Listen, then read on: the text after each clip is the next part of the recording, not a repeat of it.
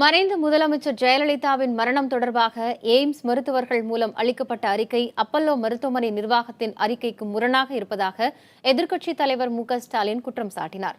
ஜெயலலிதா மரணம் தொடர்பாக நீதி விசாரணை நடத்த வேண்டும் எனவும் அவர் வலியுறுத்தினார். அப்பல்லோ மருத்துவமனைக்கு வருகிற நேரத்தில் மயங்கிய நிலையில் இருந்தார்.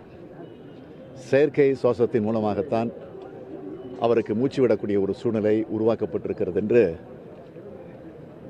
நேற்றைய தினம் அந்த செய்தி சொல்லப்பட்டிருக்கிறது.